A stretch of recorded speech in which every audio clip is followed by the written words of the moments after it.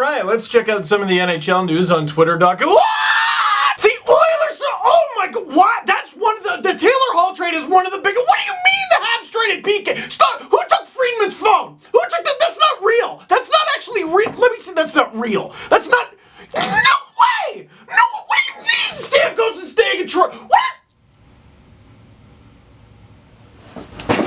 Sorry, I broke for a second. Yeah, I tried unplugging it and plugging it back in. All right, enough of the yelling.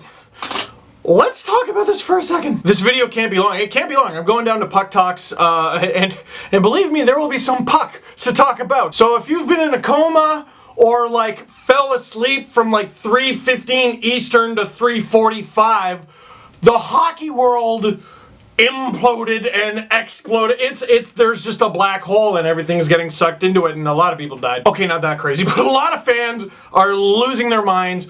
3 enormous pieces of news broke, and it's not even July 1st. And by the way, July 1st just got a lot more interesting. See a lot of you rolling your eyes. We'll talk. Let's start with the first thing that broke. First trade starts with the Edmonton Oilers and the New Jersey Devils. What kind of a wee little trade did they have? Oh, did the Devils pony up a third rounder for Nail Yakupov? Because I heard that's what the Oilers wanted. Nope. The Devils traded Adam Larson to the Edmonton Oilers. That's very good news for Edmonton. They needed defense in exchange for Taylor Hall. I'll let that sink in for a second, because right now you're thinking, and what else did the Oilers get? Well, I'm glad you asked, because the answer is actually nothing! Nothing else, that's it! There is a fly in this room and it is gonna get smacked. This is not the time! To recap, the Edmonton Oilers acquired Adam Larson, former 4th overall pick, in exchange for Taylor Hall. That's it. Straight up. Now, I saw some people on Twitter trying to defend this, going, well, the Oilers get something they need. And absolutely, Adam Larson is going to be a big help for the Oilers on the back end. But for Taylor Hall? Taylor Hall, you know what? Everyone's talking about Taylor Hall like he's perfect today. Let's get that out of the way. He's not, okay? He's kind of a defensive liability at times. He's not a perfect player. But he's been the most prolific scorer, goal scorer, assist getter, playmaker, whatever, on the Oilers, a terrible team, for a very long time. Did I spit? I probably did. When news first broke that Hall might be getting traded to the Devils, people were like, I guess a package would include Larson for sure, and maybe Damon Severson and a few other guys. No, one guy. In my humble opinion, that's not enough. That's just not enough for Taylor Hall. It's not. Oilers fans, if you want me to make you feel a little better, I'm gonna try.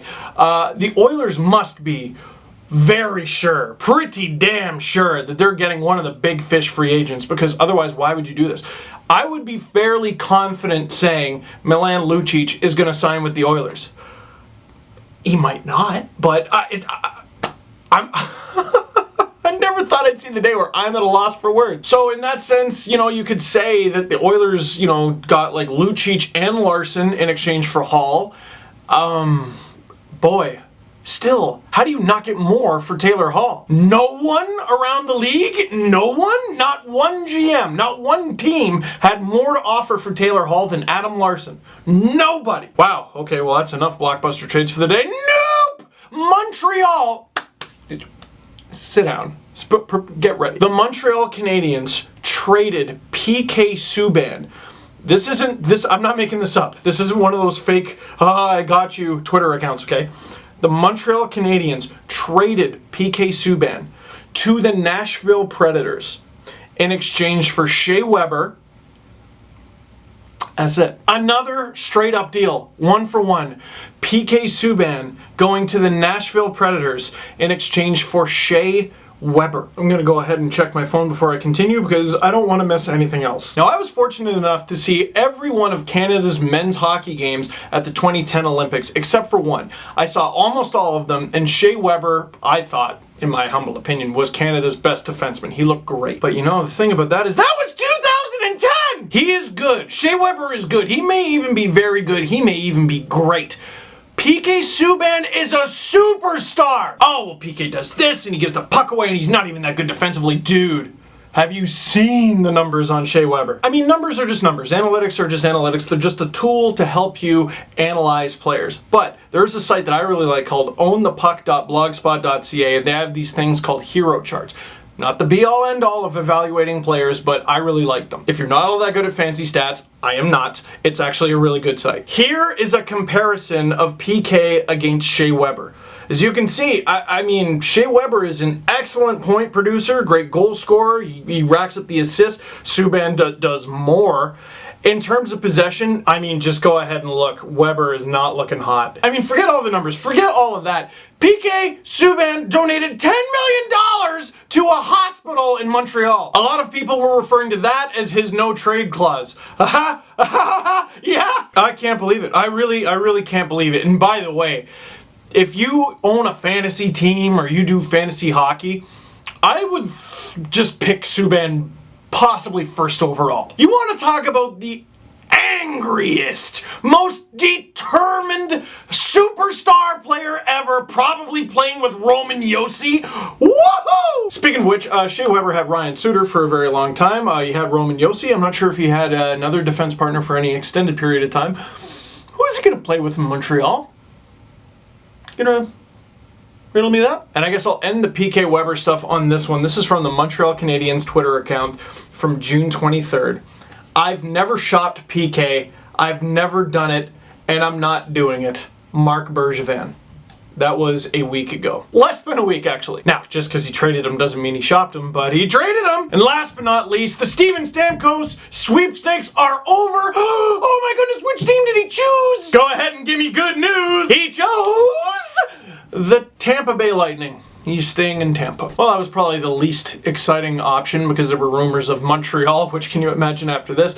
The rumors of Boston, rumors of Buffalo, which I thought was my favorite that he was going to go to. Rumors of the Leafs, rumors of the Red Wings, who have tons of room. I wonder what they're going to spend it on now. And he's staying in Tampa, which is probably the least exciting news-wise. And then you realize Steven Stamkos is staying in Tampa. Dude, they made it to the third round without him. The Lightning might have to lose a guy here or there, but they are a contender for years to come. Well, actually, probably not, because they had to sign Stamkos to an $11 or $12 million a year deal, right? Nope.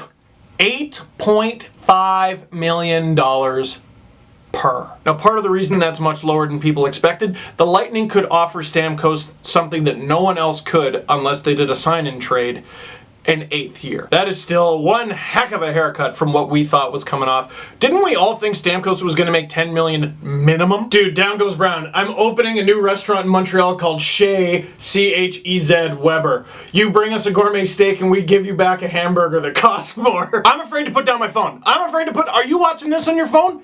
Get off of this video right now. Go on Twitter. Follow Friedman, reporter Chris. I don't even know. I'll do a much more level-headed analysis of all this stuff at some point. I gotta go though. I'll just say this. I hate the Taylor Hall deal for the Oilers.